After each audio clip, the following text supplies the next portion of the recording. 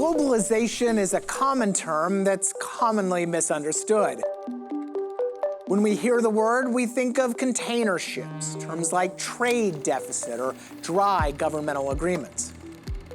But what if I told you that real globalization is the people working at your local restaurant, or the ones behind your favorite TV show?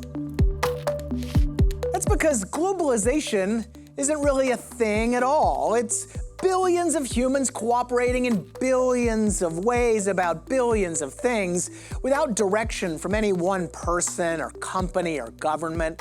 It's a miracle, and it's around us all the time, and it's been going on since the dawn of recorded history. But it's also mostly invisible, except when politicians are blaming it for all the world's problems. So we take globalization for granted, at best, and miss not merely part of its story, but its main characters, and thus its entire plot. We don't see the faces behind the t-shirts we buy from Walmart, or the faces behind the video games we play before bed, or the faces behind that sweet new ride we saved up for years to buy. But they're there, driving the global economy in ways we can't even imagine. This series wants to help you see those faces, the people behind the products, the faces of globalization.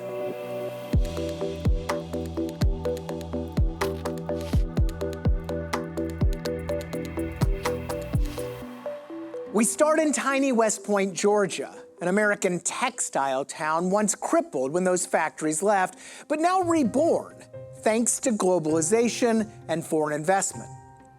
Contrary to what you might hear, the United States is the world's second largest in manufacturing, churning out trillions of dollars of stuff each year. And West Point is home to several of the factories behind those numbers, and to thousands of American workers supporting them. People like Whitney, who dropped out of college and bounced from job to job until she landed at the Kia plant. Her working there gives Whitney's son opportunities she never had, thanks to globalization. And Ben, whose pizza place thrives not just from Whitney and her factory colleagues, but all the companies who come to West Point to do business with Kia. The evolution of West Point shows that the global economy story doesn't just stop after a disruptive event. It's constantly changing, and usually for the better, if we're willing to let it. Of course, change isn't always easy, and a common rap against globalization is that those costs aren't worth the cheap t-shirts we get in return.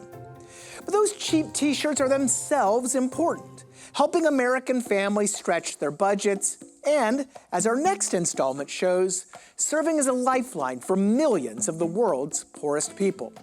We traveled to an apparel factory in Guatemala to meet some of those people, whose lives have been transformed by globalization and the supposedly awful sweatshop jobs many Americans look down upon.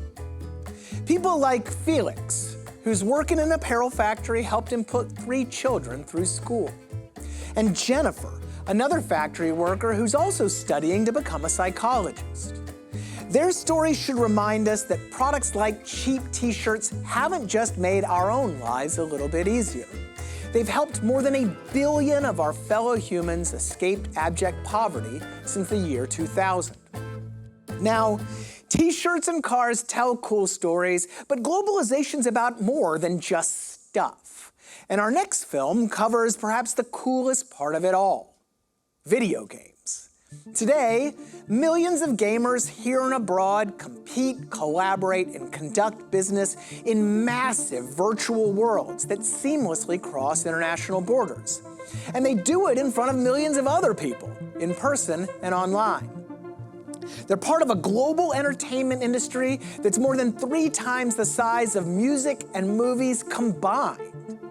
So, we'll meet Juan, an avid gamer who came to America in 2018, but today gets paid to study the global esports industry. And Jaylan, who makes enough money streaming video that she could quit her job to pursue her bigger dream of being an on-camera gaming personality. These are the new, fresh faces of 21st century globalization. Our gamers are a long way from the steel mills and grain terminals that still attract politicians' attention. But they're really doing the same thing that people have done for millennia, exchanging goods, services, and ideas across long distances for mutual gain, just in new ways.